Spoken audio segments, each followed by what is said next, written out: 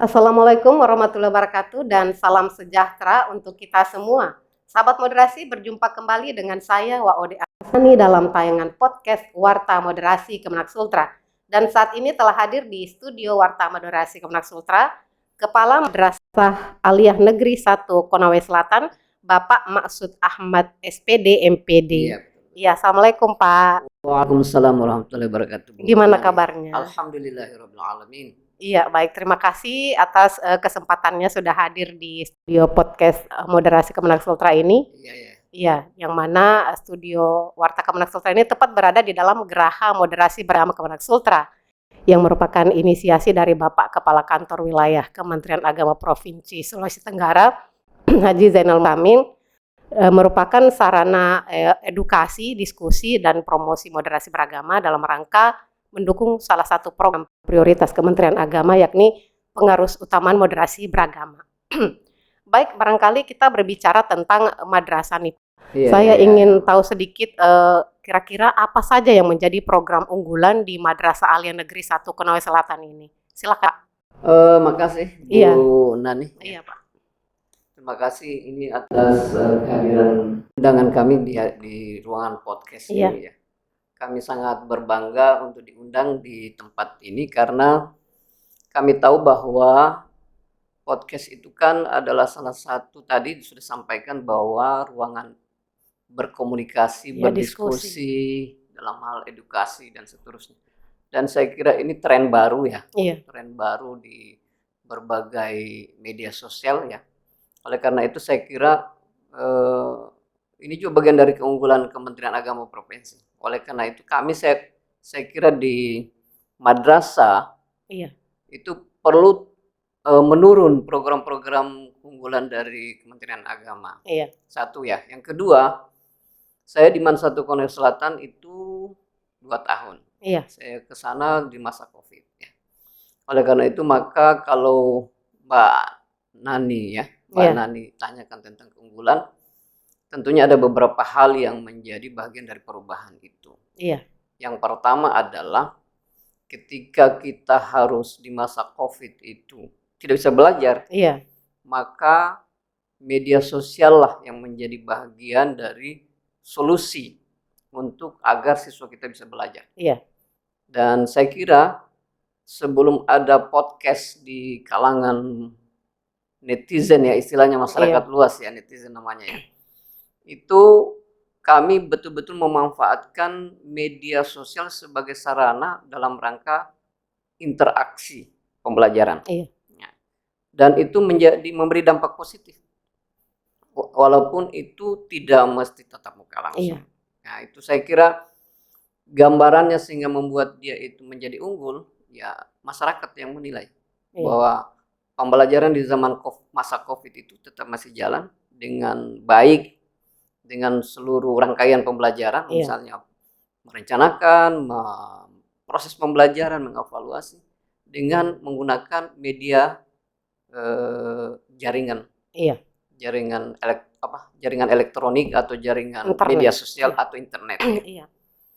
Salah satunya adalah media Zoom itu kan, perkembangan media Zoom di masa Covid sangat pesat. Iya. Jadi kita bisa memanfaatkan munculnya media ini untuk menjadi sarana pembelajaran, sehingga saya menilai begini ya, Covid itu justru mempercepat kita untuk memahami dan menguasai informasi dan teknologi yang diintegrasikan dalam proses belajar mengajar. Iya. Ternyata itu hikmah besar, ya. Di samping memang menjadi permasalahan kesehatan ya. Iya. Yang ketiga, yang saya rasa menjadi keunggulan, sebetulnya saya juga punya cita-cita punya alat komunikasi begini. Iya. Karena ini menjadi bagian dari media masa kini. Iya. Artinya anak-anak bisa, dan memang kami sudah mulai buat grupnya.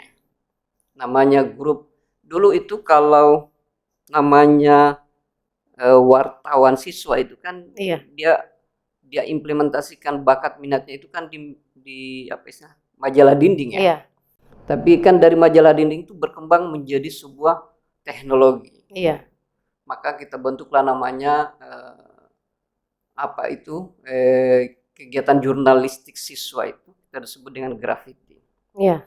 Graffiti itu mereka harus menguasai fotografer, wawancara dan lain sebagainya. Sambil kita mempersiapkan perlengkapan atau alat-alat untuk mereka terjun di dunia ini. Iya. Walaupun tidak akan semua, karena minat bakat memakai kamera. Ada program Kementerian Agama yang paling tren sekarang kan namanya zikir. Iya. Kami sebut zikir virtual kan. Iya. Nah itu kan yang kelola kami bukan lagi guru, bukan operator dari tenaga pendidikan, tapi siswa graffiti itu yang kelola. Iya. Dan kalau mereka tidak ada agak susah memang. Kalau misalnya sakit kelompok itu, jadi kegiatan itu tidak bisa sempurna. Artinya kita harus tangan lagi sebagai tenaga pendidikan atau guru yang sudah ditunjuk sebagai operator. Tapi selama ada mereka, kami tidak kesulitan terhadap pelaksanaan kegiatan zikir virtual itu. Saya kira salah satu yang saya rasakan bahwa mereka bangkit. Seperti dengan tema 17 Agustus, cepat bangkit. Bangkit lebih kuat ya? Pulih lebih cepat. Pulih lebih cepat, saya kira. Itu hal-hal yang saya kira banyak, tapi mungkin itu yang saya rasakan menjadi bagian program unggulan itu. Dan tentunya ini dalam rangka publikasi sekolah betul. Juga ya Pak. Betul, ya. Iya baik. Dan kemudian Pak terkait dengan salah satu program prioritas Kementerian Agama Republik Indonesia yakni pengarus utamaan moderasi beragama. Sejauh ini saya ingin mengetahui Pak, maksudnya apa yang sudah dilakukan oleh Madrasah Aliyah Negeri 1 Konawe Selatan ini dalam penguatan moderasi beragama baik bagi guru maupun siswa di madrasah. Sebetulnya kalau madrasah bukan sesuatu yang rumit untuk melaksanakan kegiatan moderasi beragama, karena kita kan homogen, kita kan Islam. Mungkin moderasi Islam itu kan pasti berhubungan dengan perbedaan pandangan dari terkait dengan beribadah dan memahami fikih dan lain sebagainya kan. Tapi itu secara terintegratif ya. Kami sudah sampaikan ke setiap guru. Di MAN 1 Konawe Selatan itu sekarang sedang mengembangkan tren kurikulum yang dibangun oleh pemerintah pusat, oleh Dikbud, yaitu namanya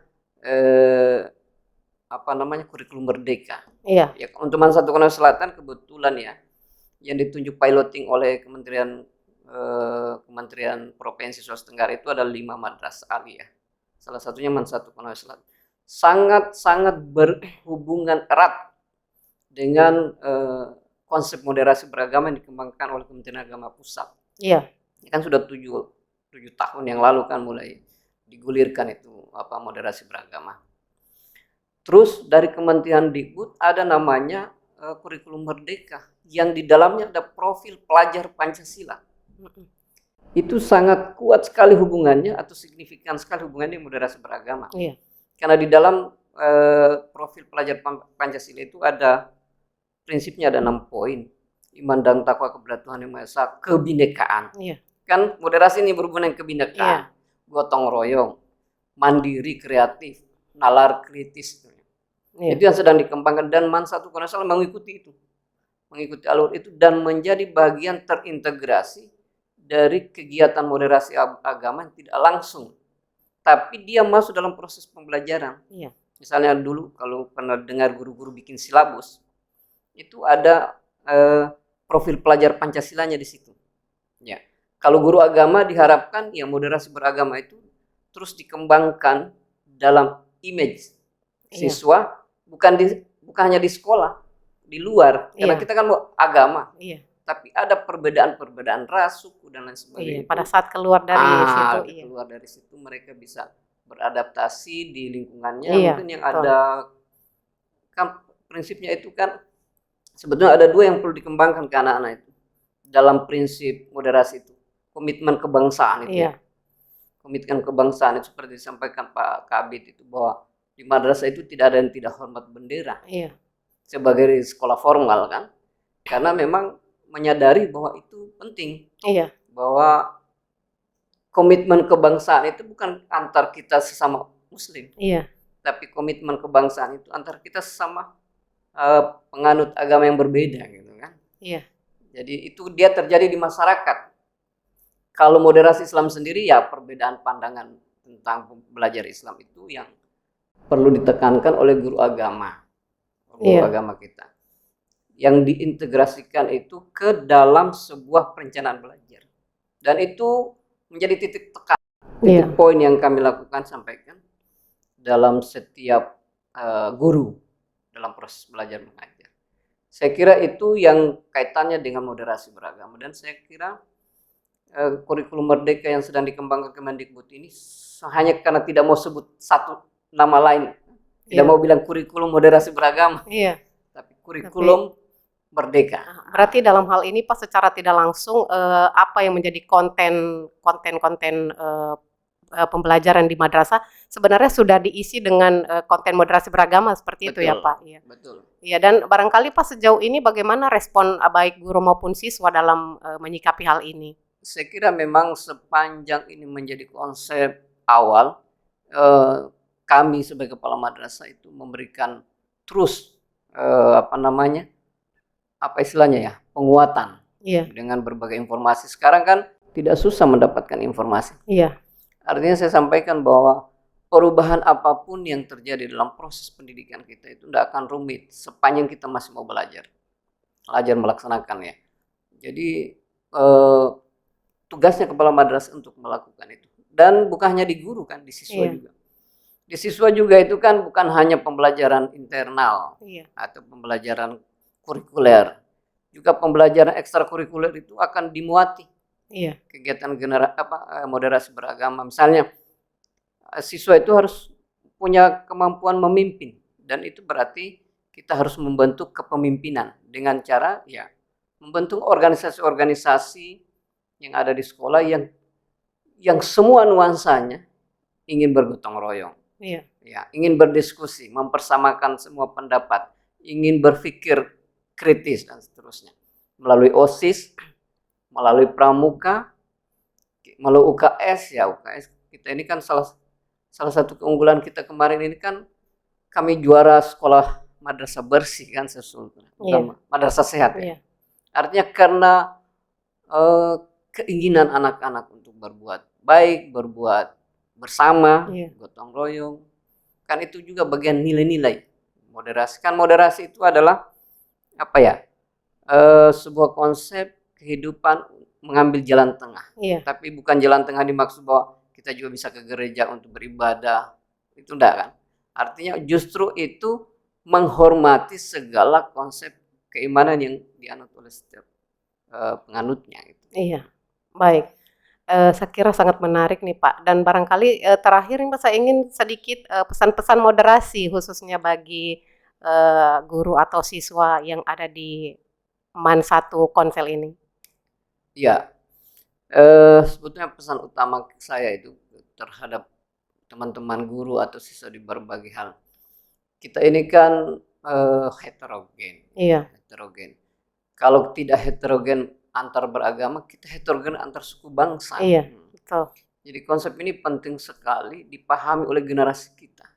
Mau kemana bangsa ini nanti kalau kita tidak mensyukuri.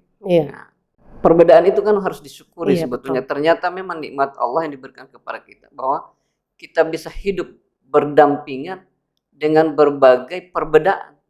Perbedaan suku, perbedaan warna kulit malah, perbedaan agama apalagi yang sangat global dan menjadi isu. Artinya peradaban itu memang tetap harus berubah. Tapi prinsip hidup itu tetap satu, bahwa kita harus saling toleransi antar sesama manusia yang memiliki perbedaan. Saya kira pesan Rasulullah itu di Piagam Madinah. Kenapa dia bangun bangsa di Madinah bukan di Arab? Karena untuk hijrah membangun negeri yang berbeda-beda di dalamnya, tapi satu jua. Itu konsep Pancasila kan jelas. Saya kira itu mungkin pesan-pesan umum yang disampaikan di podcast ini dan ini akan menjadi bagian dari, saya kira kan Pak Kanwil pun itu tidak perlu lagi memanggil kita semua, dia ceramah tentang ini kan. Lewat sini pun sudah bisa menyebar seantero dunia. Betul sekali. Saya kira itu yang menarik dari hal ini. Dan tentunya juga sesuai dengan tagline yang digaungkan oleh Kemenak Sultra ya Pak. Dengan 3B itu ya Pak. Bersama, bersatu, bersaudara. Bersama kita bisa, bersama kita bisa, bersatu kita kuat, bersaudara kita rukun. Iya, baik. Terima kasih Pak, menarik sekali bincang-bincangnya kali ini. Iya. Sahabat moderasi, demikian bincang-bincang kita kali ini. Bagi sahabat moderasi yang ingin mengetahui berita dan informasi seputar Kemenak Sultra lainnya, silakan mengunjungi website kami di sultra.kemenak.go.id atau melalui kanal YouTube Warta Kemenak Sultra dan media sosial kami lainnya. Terima kasih atas perhatian Anda dan sampai berjumpa kembali dalam tayangan selanjutnya. Wassalamualaikum warahmatullahi wabarakatuh dan salam 3B. Jangan lupa share dan like.